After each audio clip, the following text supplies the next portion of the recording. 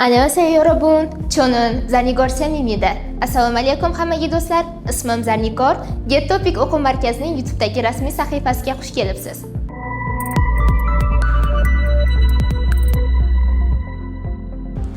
Yaqin kunlarda yoningizdagi odamlardan topik olishim kerak, topikka tayyorlanishim kerak yoki da bo'lmasa topik olib Koreyaga ketishim kerak degan gaplarni ko'p eshitayotgan bo'lsangiz kerak. Xo'p, o'zi topik nima?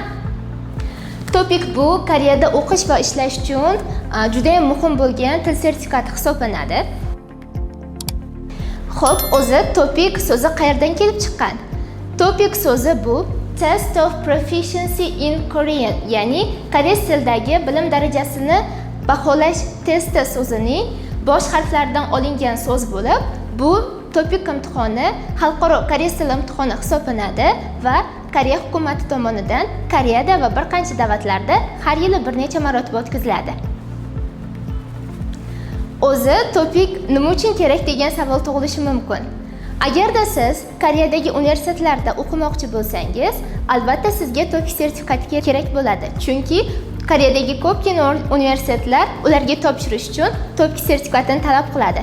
Bundan tashqari, agar sizning maqsadingiz Koreyaga borib o'qish emas, ishlash bo'ladigan bo'lsa ham, bu topik sertifikati juda ham muhim, chunki Koreya kompaniyalarida ishlash uchun topik darajasi juda ham muhim hisoblanadi.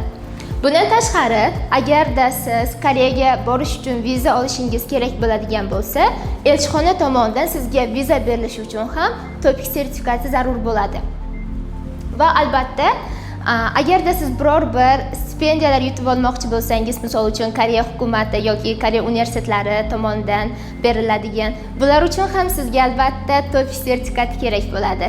Chunki Koreya hukumati ham, Koreya universitetlari ham o'zlarining scholarship, ya'ni turli stipendiyalarni berish uchun o'quvchilardan, ya'ni keladigan talabalardan topik sertifikatlarini talab qilishadi. Topik darajalari haqida gapiradigan bo'lsak, bizda topikda 6 xil daraja mavjud. Birinchi daraja bu eng past daraja, ya'ni boshlang'ich daraja.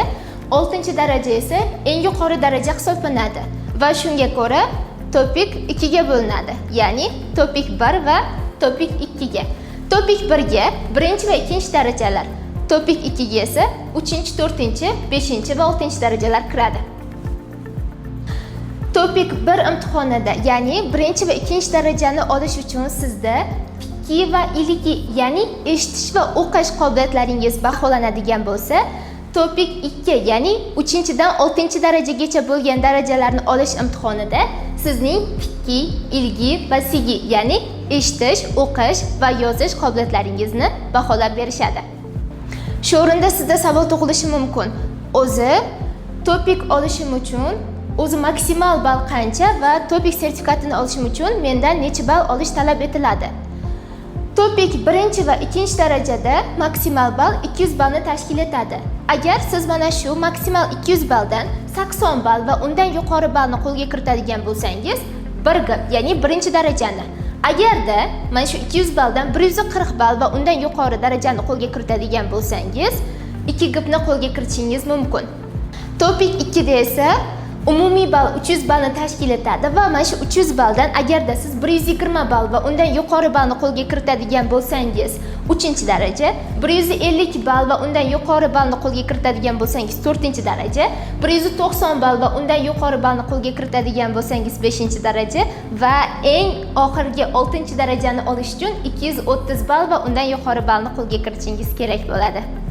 Xo'p, yorobun, bugungi topik sertifikati haqidagi videomiz o'z nihoyasiga yetdi. Sizga foydali bo'ldi degan umiddamiz. Keyingi videomiz esa nimaga odamlar aynan o'qish, yashash va ishlash uchun aynan boshqa davlatni emas, Koreyani tanlayotgani haqida bo'ladi. Bizni kuzatishda davom eting. Obuna bo'lish va like tugmasini bosish esingizdan chiqmasin.